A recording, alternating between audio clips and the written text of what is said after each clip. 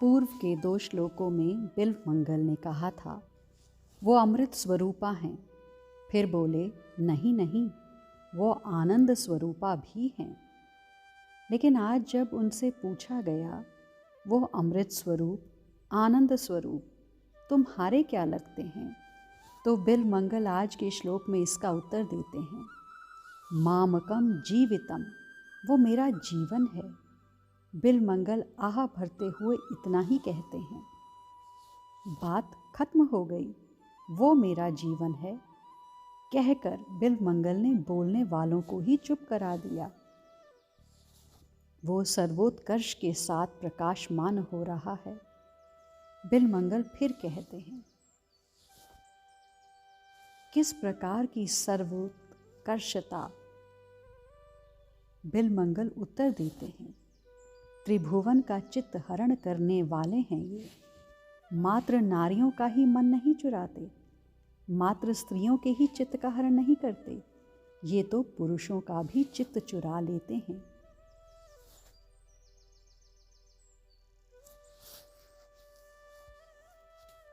बिल्वमंगल यहाँ कहते हैं, मेरा ये नवल किशोर तीनों लोकों में मनोहर है, यानी सबका मन हरण करता है ये। हे नव किशोर, स्त्री ही ठीक है, बाकी पुरुषों की बुद्धि को तुमने बिगाड़ दिया है। क्योंकि जो साधिकाएं हैं वे बड़ी भाग्यशाली हैं जो स्त्री देह में हैं, क्योंकि उनकी तड़फ नारी वाली ही है। परंतु जो पुरुष देह में हैं उनकी तड़फ नारी वाली है, नारी की है। यहाँ ये दिक्कत आती है। यहाँ बिल्वमंगल पुरुष देह की बात करते हैं, पुरुषों की समस्या को उठाते हैं कि विचित्र स्थिति हो जाती है। हे हमारी श्याम सुंदर, जब हम तुमको देखते हैं तब हमारे मन में बेचैनी आरंभ हो जाती है, क्योंकि तुम्हें देखते ही हमारा मन चंचल हो जाता है।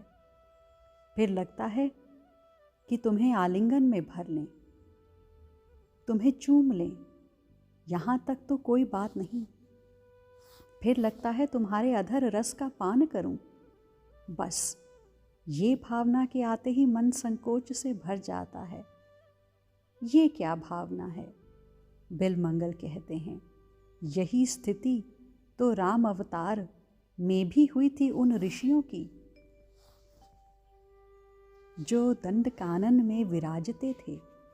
उन ऋषियों ने जब राजीव नयन श्री राम को देखा तो इन सबको लगने लगा कि श्री राम का आलिंगन करें, इन्हें अपनी छाती से चिपका लें, इनके अधर अमृत का पान करें। फिर ऋषियों ने अपने आप को सावधान किया कि ये क्या भावना जाग रही है। लेकिन भावना यही हो रही है इन ऋषियों की। उन त्रिभुवन सुंदर श्री राम को देखकर बिल्वमंगल हंसते हैं, कहते हैं, चलो हमारी भी कोई बात नहीं, लेकिन हम तो देख रहे हैं इन पक्षियों की भी यही दशा हो रही है, इन बंदरों की भी, वृक्षलताओं की भी। हे किशोर, तुम्हारा रूप, तुम्हारा माधुर्य समस्त जगत को मोहित कर रहा है। ऐसे प्यारे मेरे नवल किशोर की जय हो, जय हो, सदा ही जय हो।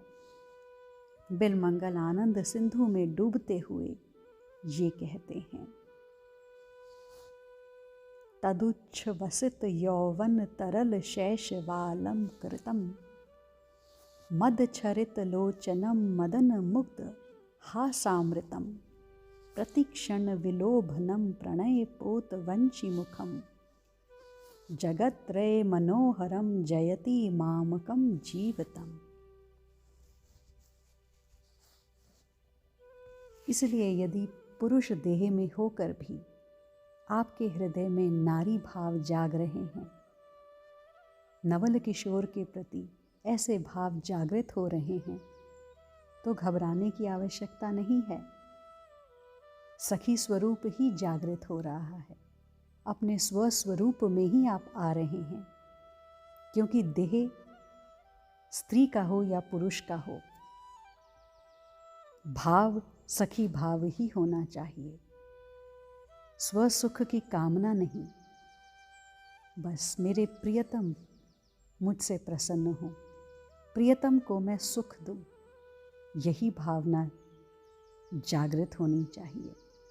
पुरुष देह अहंकार लेकर आता है, नारी भाव समर्पण का सूचक है। तो यदि ऐसे भाव आ रहे हैं तो यह अच्छा चिन्ह है, सूचक है, सखी भाव जागृत होने का सूचक है। आज के लिए इतना ही, शेष आगे। श्री राधा।